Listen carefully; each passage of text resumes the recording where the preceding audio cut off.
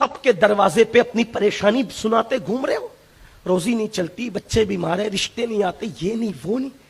دماغ خراب ہوا ہے, جہالت کی وادیوں میں گھوم رہے ہو. مجھے تعویذ دے دو, مجھے وظیفہ بتا دو, مجھے یہ کر دو, مجھے وہ کر دو. رسول اللہ تو بتا چکی, اب تو کس سے پوچھ رہا ہے؟ برا لگے تو معاف کر دینا. اللہ کے یہاں جھک اور اس کے یہاں گڑ گڑا. یہ یہودیوں کا عیسائیوں کا مذہب نہیں ہے کہ جب اللہ کے یہاں جائے تو کسی پوپ کو, کسی پادری کو لے کے جائے. کوئی ضرورت نہیں کسی کو لے جانے کی, بس دل میں محمد کا عشق بسا لے اور سر جھکا لے. تو جو مانگے گا, اللہ فرماتا ہے ادعونی استجب لکم, تو مجھ سے جو مانگے گا میں تجھے عطا کر دوں گا. نعرہ تکبیر, نعرہ رسالت, قادری دلہا. اللہ کی بات پہ اگر یقین نہیں ہے تو پھر تو مسلمان کیسا؟ اللہ کے قرآن پہ تیرا ایمان نہیں ہے تو پھر تو مسلمان کیسا؟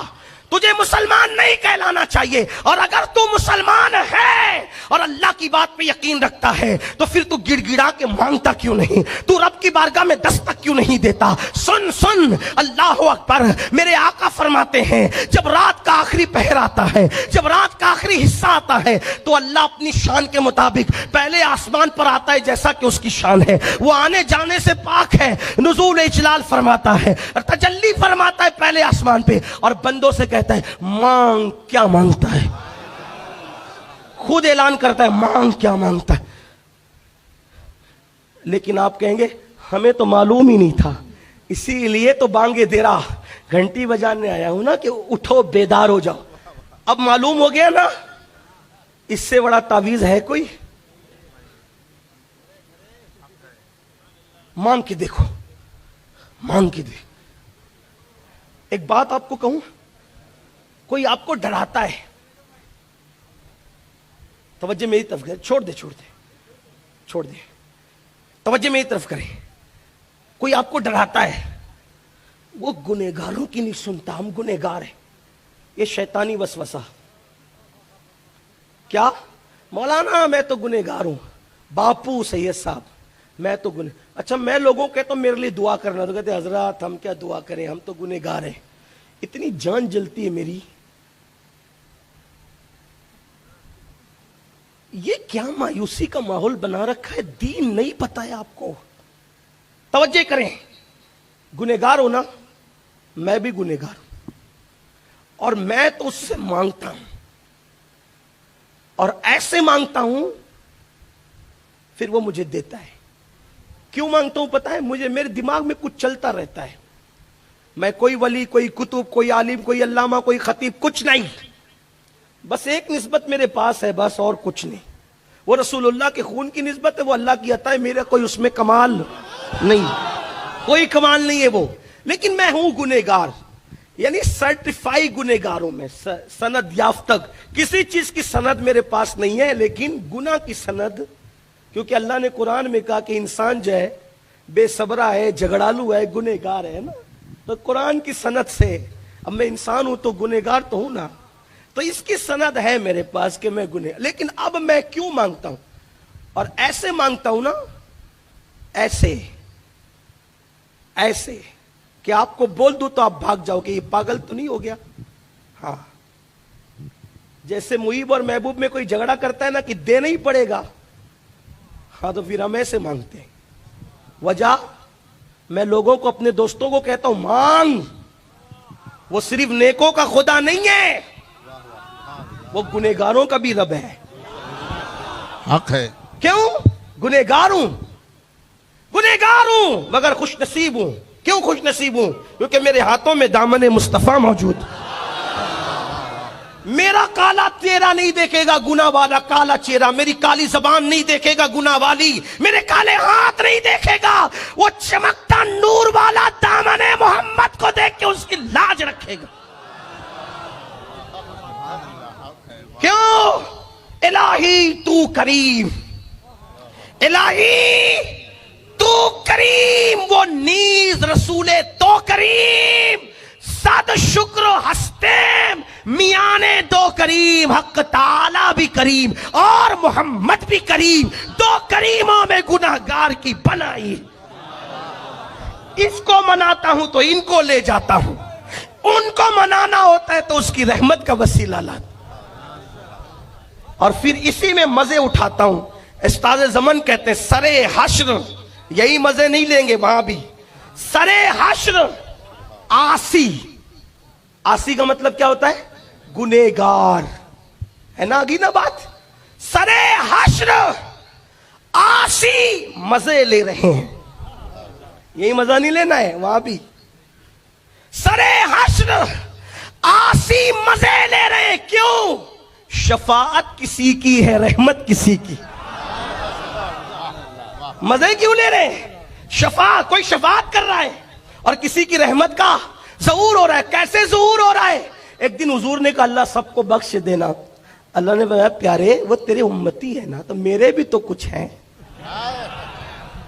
وہ تیری امت ہے، وہ میرے بندے ہیں، اور تو امت سے جتنا پیار کرتا ہے اس سے زیادہ میں اپنے بندوں سے پیار کرتا ہوں۔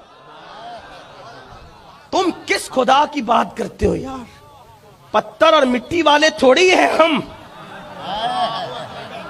رب محمد کے ماننے والے ہیں، رزاق مطلق کے ماننے والے ہیں۔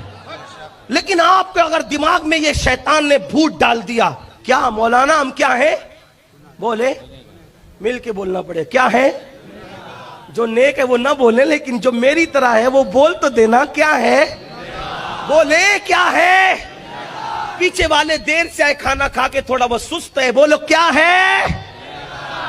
وہ لوگ بھی چست ہے لیکن آواز یہاں تک نہیں آتی، دور سے۔ توجہ میری طرف، کیا ہے؟ بولے۔ اچھا ایک سوال کا جواب دو، حالانکہ میں پوچھتا نہیں ہوں لیکن مجھے آج جواب چاہیے۔ جو حساب میں تو یہ تو کہہ رہے تھے کہ آسان بولنا، لیکن آپ تو اتنی مشکل سمجھ رہے، جتنا مجھے مشکل نہیں آتا اس سے زیادہ تو آپ سمجھ رہے، ہاں؟ لیکن توجہ کریں آپ، دنیا میں سب سے بڑا گنہگار کون؟ آج بتانا پڑے گا، جو بھی آپ کے علم میں اس کا نام بتا دو، کون ہے سب سے بڑا گنہگار؟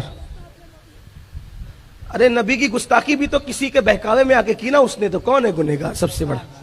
ہاں بولو بھائی، بولے نا، آگے جواب پہ، کون ہے سب سے بڑا گنہگار؟ کوئی 70 سال گناہ کرتا ہے، کوئی 80 سال کرتا ہے، کوئی 100 سال، کوئی 200 سال، کوئی 500 سال۔ یہ شیطان اتنا لفنگا کہ پہلے دن سے لے کر قیامت تک یہ گناہ کرتا بھی رہے گا۔ زنا کیوں ہو رہا ہے؟ اس کے بہکانے سے۔ نماز کیوں نہیں ہو رہی؟ اس کے بہکانے سے۔ ماں باپ کے خلاف ورزی، اس کے سارے گناہ کیوں ہو رہے بھائی؟ بولو بھائی، بولے نا، اس سے بڑا کوئی گنہگار ہے؟ بولو بولو، نہیں ہے نا۔ جب اللہ نے شیطان کو دھتکارا، تو مردود، کب؟ تو مردود، لعنت کا توق ڈالا، نکل چل۔ جب وہ جانے لگا تو جاتے جاتے کہا تجھ سے ایک چیز مانگتا ہوں۔ توجہ آپ کی، تجھ سے ایک چیز مانگ، قیامت تک زندگی دے دے، قیامت تک، اور اتنی طاقت دے دے کہ جو چاہوں کروں۔ اللہ نے کہا جا دیا۔ جب میرا اللہ شیطان جیسے مردود کو اتنا دیتا ہے،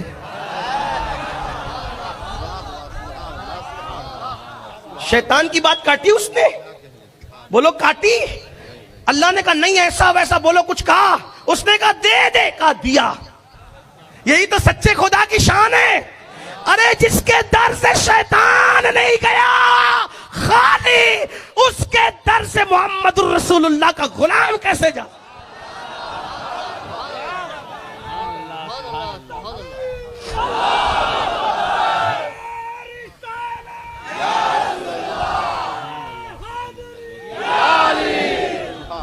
اب نہ کہنا گنہگار ہوں، ہاں گنہگار، گناہگارم وہ لیکن خوش نصیبم، گنہگار ہوں مگر محمد الرسول۔ بس حضور کو سچے دل سے وسیلہ بنا لینا، پھر جو مانگو گے ملے گا۔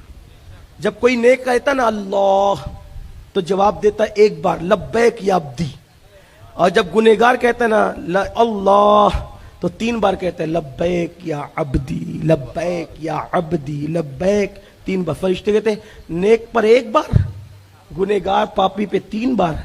इरशाद होता है फरिश्तों, नेक लोग कहते हैं न कहीं दिमाग में नेकी का तसव्वुर होता है, लेकिन जब पापी पुकारता है तो सिर्फ मुझी को पुकारता है, फिर वहां कोई दिमाग नहीं होता, फिर वहां तो रहमत ही पर भरोसा होता है।